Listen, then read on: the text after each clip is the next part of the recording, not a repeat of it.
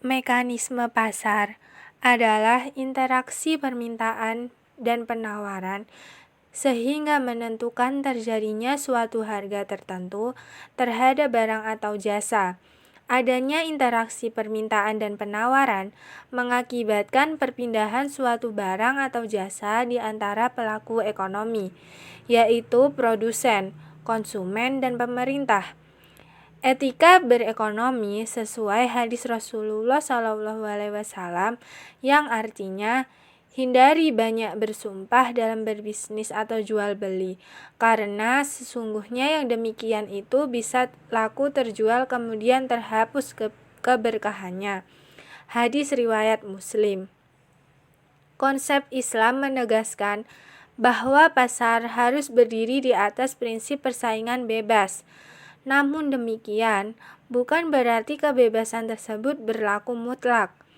Akan tetapi, kebebasan yang dibungkus oleh syariah dalam Islam, transaksi terjadi secara sukarela atau mutual goodwill, sebagaimana disebutkan dalam hadis riwayat Abu Daud, At-Tirmizi, Ibnu Majah, dan Asy-Syaukani.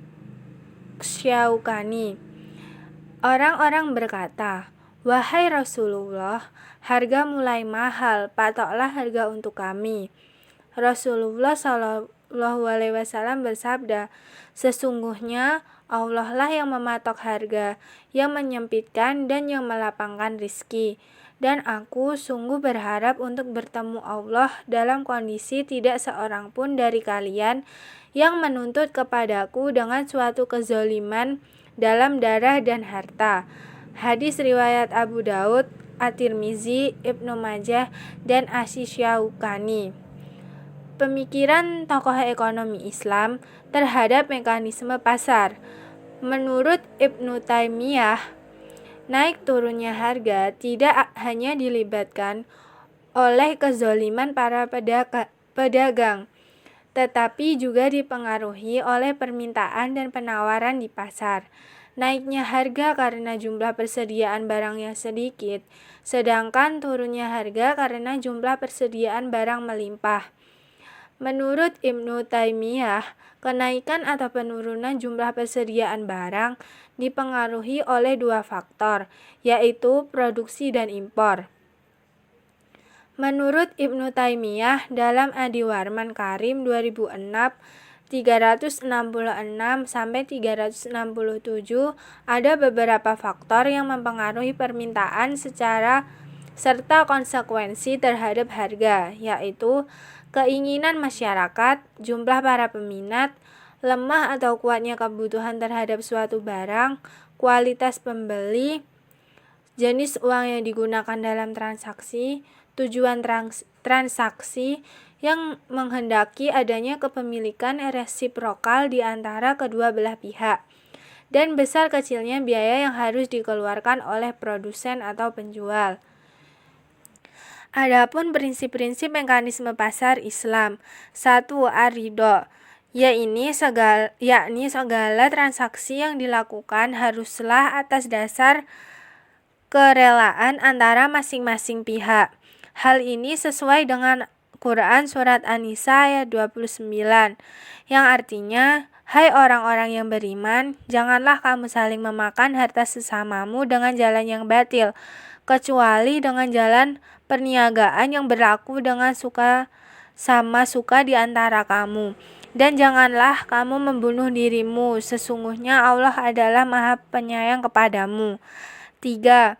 Yang kedua, berdasarkan persaingan sehat, mekanisme pasar akan terhambat bekerja jika terjadi penimbunan atau monopoli. Ihtikar atau penimbunan adalah menyimpan barang dagangan untuk menunggu lonjakan harga.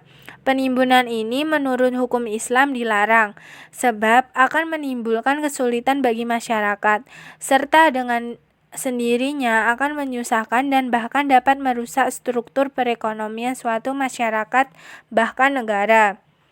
Yang ketiga, kejujuran, Islam melarang tegas melakukan kebohongan dan penipuan dalam bentuk apapun, sebab nilai kebenaran ini akan berdampak langsung kepada para pihak yang melakukan transaksi dalam perdagangan dan masyarakat secara luas. 4. Keterbukaan serta keadilan.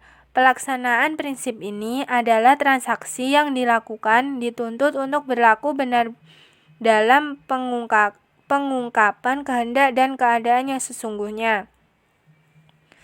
Sosialisme pasar adalah jenis ekonomi yang melibatkan kepemilikan bersama, koperasi dan sosial atas alat produksi dalam kerangka ekonomi pasar. Sosialisme pasar berbeda dengan sosialisme non-pasar, dalam arti mekanisme pasar digunakan untuk alokasi barang modal dan alat produksi, tergantung pada model spesifiknya dari sosialisme pasar.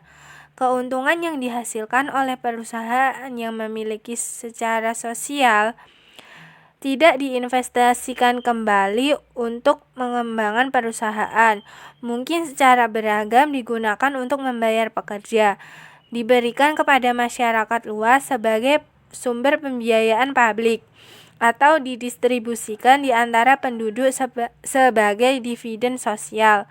Sosialisme pasar berbeda dengan konsep ekonomi campuran.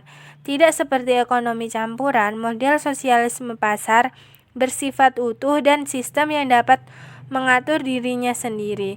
Sosialisme pasar juga berbeda dengan kebijakan demokrasi sosial yang diimplementasikan dalam ekonomi pasar kapitalis.